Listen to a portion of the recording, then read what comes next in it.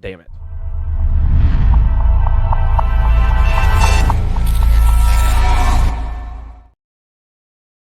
What's going on, college football fans? Welcome back to the First and Long College Football Show. As always, I'm your co-host, Marcus, missing my other co-host, Mason, who's out on vacation this week with the fam. Hope you're enjoying yourself there, buddy, and I can't wait till you get back to help break down some of these games we've got here in this crazy college football season. Things are really starting to heat up here in Week 5. We've got some big-time conference matchups. Again, welcome into the First and Long College Football Show. If you're new here, we hope that you'll consider to hit the subscribe button. We've got Power 4 college football news wall-to-wall throughout the entire year. College football in 2024 is a year-round sport. Transfer portal, recruiting, all this stuff. And while we're not exactly, zoned in on recruiting, we're a big picture program, and you never know when we're going to be talking about your program. But every single week here on the First and Long, we talk the biggest matchups in college football, and we've got some big ones here in Week 5. And the one that I'm zoning in on today is a Big Ten matchup of undefeated teams. Illinois at Penn State. Penn State favored by 18 in this football game. Over-under set at 47.5. Illinois is a team that I feel like not a lot of people have done any kind of digging on, really, or unless you're just an Illinois fan. And if you are, again, welcome to the First and Long College Football Show, and we're glad to see you. But I think for the majority of college football fans, minus a couple of players here or there, you're not super familiar with Illinois. And so we'll try to familiarize ourselves a little bit with Illinois and then talk about Penn State and what we've seen from them this year as well as we kind of dive into this matchup. Luke Altmaier makes his way back to Illinois, and he's having a career year. 71.4% completion percentage, 862 yards, 10 touchdowns, no interceptions so far this year. This guy's playing really, really good football right now. And it all has to do, honestly, with a couple of wide receivers who have been around, right? A couple of senior guys. Pat Bryant, Zachariah Franklin. It's the same guys. They're just having career years also. Pat Bryant so far this year, 20 receptions, 309 yards, 6 touchdowns. Those are some really good numbers early in this football season. He was, like I said, been a long-time Illinois player and having his best season here in his senior year. And Zachariah Franklin the same way, 21 receptions, 243 yards. Has not gotten in the end zone yet, but those are the two options really in the receiving game here for Luke Altmaier, and they've stepped up. They've absolutely stepped up. Now, Illinois hasn't exactly played a murderer's row of competition, right? So, you have to kind of take it with a grain of salt. I mean, Eastern Illinois, 45-0, defeated Kansas 23-17, Central Michigan 30-9, and then last week defeated Nebraska 31-24 there in overtime. This Illinois team, no one area of this team sticks out,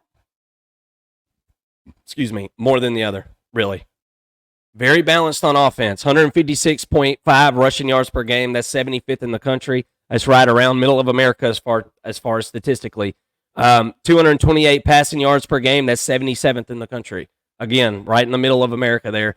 8.1 yards per pass, 54th in the country, so you're a little above average in that area. One area of concern for this offense for Illinois, in my mind, 7 sacks allowed this year, and that is a ton of sacks so far this season, and so that is something that we're going to have to keep our eye on. Penn State hasn't necessarily been the most disruptive as far as the statistics go. Sacks, tackles for loss. We'll get to the Penn State defense here in a minute. Fegan is your feature back here on this offense, and he is a big old dude. And that's something that I kind of noticed about this Illinois team as I was digging through some of this stuff because, admittedly, I've watched a couple of Illinois games this year, but I didn't do a deep dive. We did deep dives on every single team that we thought was going to have some kind of effect on the college football playoff this year. And we did that in the offseason. If you're a Penn State fan, go back and watch it. We did that. I think Penn State would have been early August into July there that we did a deep dive, but we didn't do one on Penn State. So I really had to kind of sink into this one. But talking about the size of these specialty players here, Caden Fegan, 6'3", 250 pounds. That's the running back. Big physical back. Pat Bryant, the senior wide receiver there, the go-to guy with 6 touchdowns already this year, 6'3", 200 pounds. Zachariah Franklin, 6'1", 190 pounds. Those are some pretty big skill players, right? Pretty good size on those fellas, and I that's always a nice thing as long, as you've got the athletic ability and all the other intangible, things that go along with being a wide receiver, but tangible and intangible. This team has been decent on third down. Defensively, not so great on third down. We'll kind of get into the defense here in just a second. But this hasn't exactly been an explosive offense for Illinois. And we know what Penn State has brought to the table the last few years defensively, and I don't think this year is a whole lot different. Now, you lose Manny Diaz, right? He goes on to coach the Blue Devils there in Duke in the ACC. So you lose your defensive coordinator. You lose a little bit of talent off of that defense to the NFL this past NFL draft.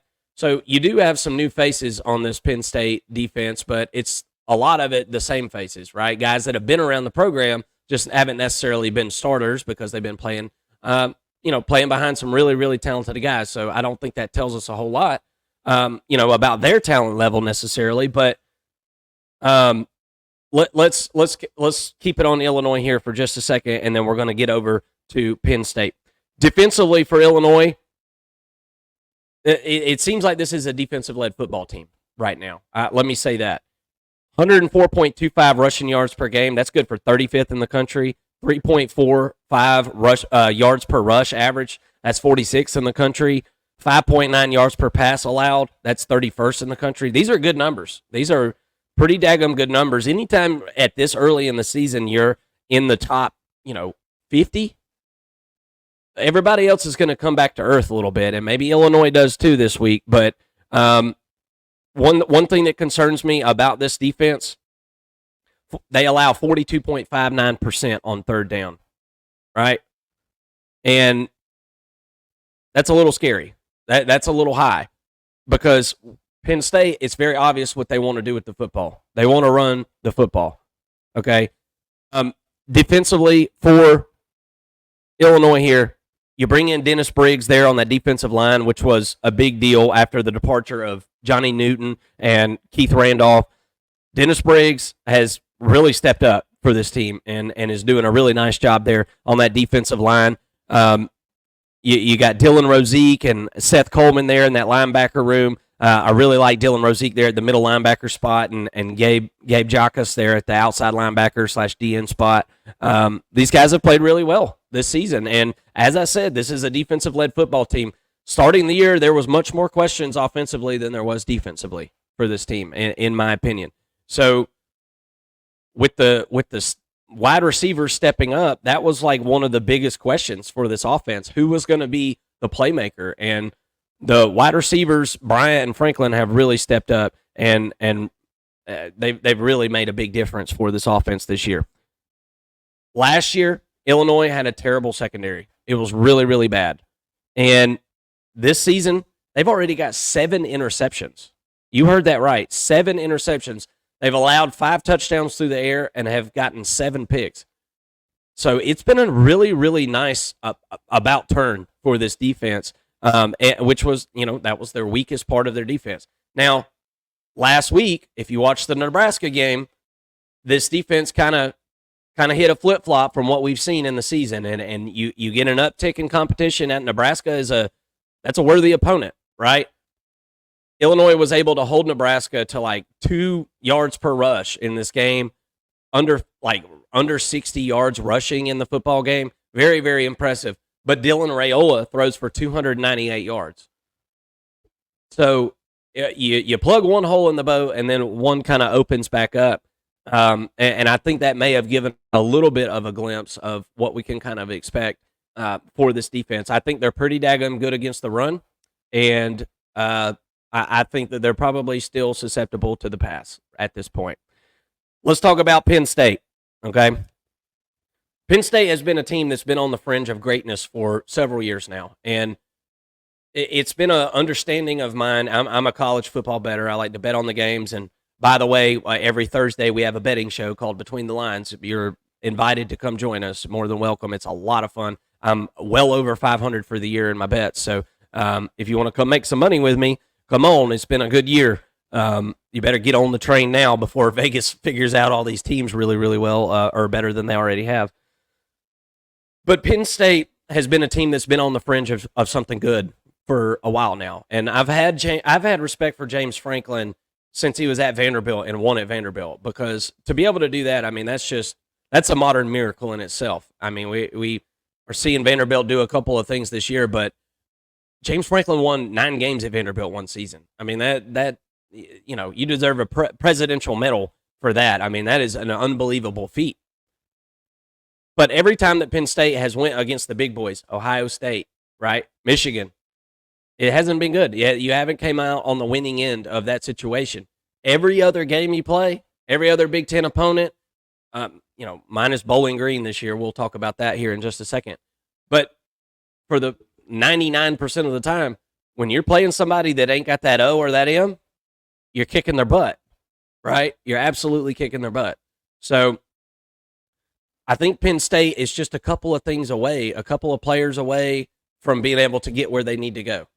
Last year and the year before, the big complaint was not airing it out, not attempting to air it out. And so far this season, knock on wood if you're a Penn State fan, right? So far this season, Drew Aller's been a lot better at that. 12.6 yards per pass so far this season. That's almost exactly double from what he averaged last season as a freshman. I feel like Drew Aller got a lot of flack about last year, and I don't think it really had as much to do with him as it did with the personnel and the coaching. You had a freshman quarterback. The coaches did not want to air it out. Somebody asked James Franklin in an interview last year, basically saying, we wish we could air it out, blah, blah, blah. And James Franklin replied, it makes me sick to my stomach that, to think of us throwing the football up without a plan. And while what he said was true, I think the point of the matter was we're not going to be just risking it. And there's no reason to do that. And I tend to agree with James Franklin on that one. But now we get into 2024, and I see a lot of the same issues with this team that I've seen over the last few years. There's no go-to wide receivers in this room. And you've made more with less this season.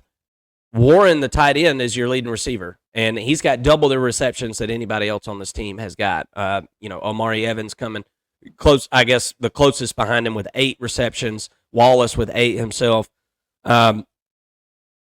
This has been a team that's been a lot more explosive this year, but it's very clear what they want to do with the football. They want to run the football, right? They absolutely want to run. Katron and Allen and Nick Singleton, specifically Nick Singleton, is having a really, really, really good season. 8.5 yards per carry so far this year. Holy cow. Couple of touchdowns for him. Katron Allen, 35 rushes, 187 yards, 5.3 average. It's clear what this team wants to do. They want to run the football. I think that's the strength of this football team. And while I do think Drew Aller has taken a step forward, my beef is not with Drew Aller. He's been really good protecting the football, right? Only 2 interceptions last year. He's thrown 1 so far this year. That's going to be the biggest thing. I think that's the only way that Illinois really just straight up wins this football game is if they get turnovers.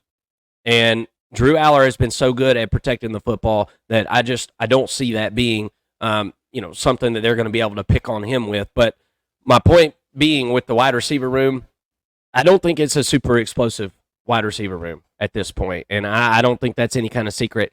Julian Fleming, put him on a milk carton. Where's he at? 3 catches, 63 yards this year. I mean, you had to have expected a lot more out of a wide receiver coming out of, especially a guy that was highly sought after as he was coming out of Ohio State. You gotta at some point think that Fleming is going to get going and get his feet under him in this offense. Sometimes that takes some time to build some continuity for sure. 282.7 yards per passing yards per game. That's good for 29th in the country. 5.93 average yards per rush. That's 21st in the country. the 12.3 yards per pass this season, that's number 1 in the country, right? 250 yards per game rushing, that's 10th in the country. I mean, this offense has done everything that they needed to do this season. I mean, they really have. I'm just interested to see how the wide receivers match up and the pass catchers, Warren as well, match up with a team that's, got a little bit of a pass defense. This hasn't been, if you go back and you look at the teams that Penn State has played this season, see if I can get this pulled up here.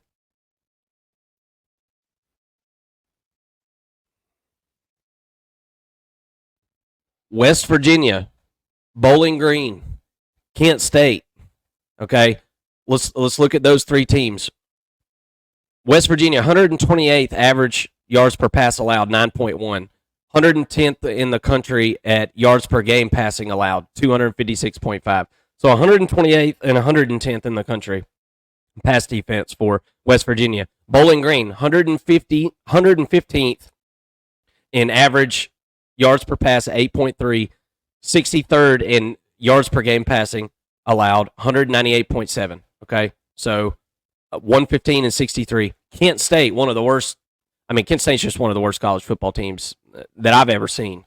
132nd in the country average yards per pass allowed at 10. That's insane. 131st in the country yards per game passing allowed. That's at 314 yards there. To put all this in reference, Illinois, that we just talked about a minute ago, 31st in the country yards per pass allowed at 5.9. Really, really strong there. 50th in the country at passing yards per game allowed. Now, we've already talked about who they've played. They haven't played a murderer's row of offenses or anything like that. But that's kind of the matchup for me in this football game. Illinois is good enough at stopping the run to be able to slow down this Penn State offense to a crawl.